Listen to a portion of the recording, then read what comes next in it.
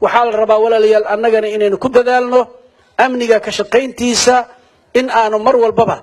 dadkii ka shaqaynayna aanu garab ku siino inaan saxsaxad la gelinin waxa weeye amni darrada waxaan filayaa cuquubada iyo dhibaatada ay leedahay cid nooga aqoon badani maanta ma jirto haddaan Soomaalina dhibaatada ay leedahay waan ognahay sidaa darteed walaalayaal inaan waxaan ognahay shariicada islaamka xuduud adag bay u samaysay cid alla cidii ku xadgudubto amaanka يعني عد alla cidii cabsi ka dadka geliso rucbi ku rida Allah subhanahu wa ta'ala عقوبة aad iyo aad u adag ayuu rabbi subhanahu wa ta'ala noogu sheegay fi suurat al-maa'ida ayadaas fiiri qof ay diin ihsaan loo sameeyay ma jiro hadii xuduud uu ku xadgudbo ilaahay muxuu yiri يعني آية المحاربة li yiraahdaa إنما جزاء الذين يحاربون الله ورسوله ويسعون في الأرض فسادا أن يقتلوا أو يصلبوا أو تقطع أيديهم وأرجلهم من خلاف أو ينفوا من الأرض ذلك لهم خزي في الدنيا والآخرة ذلك لهم خزي في الدنيا ولهم في الآخرة عذاب عظيم ذلك لهم خزي في الدنيا ولهم في الآخرة عذاب عظيم أيضا سفيري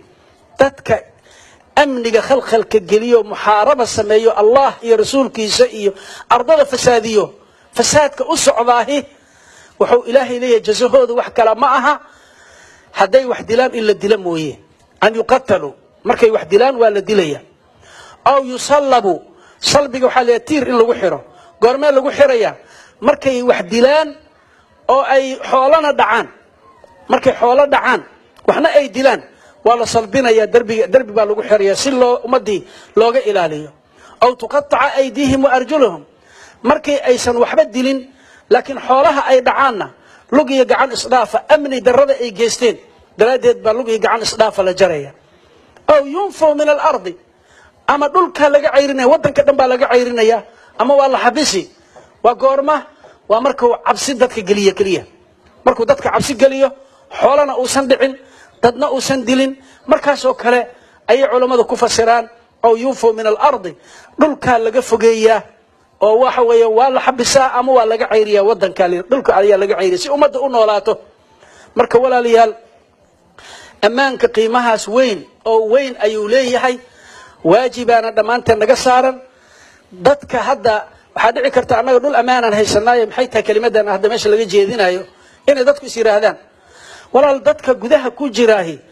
waxa weeye waa aabaha waa hooyada waa walaalka waa walaasha waa ayeeyada waa awoowaha waa ahalkaaga waxa dhulka joogo hadaad adiga inta amni ku haysato ayaguna aysan amni haysanin adna amni ma haysatid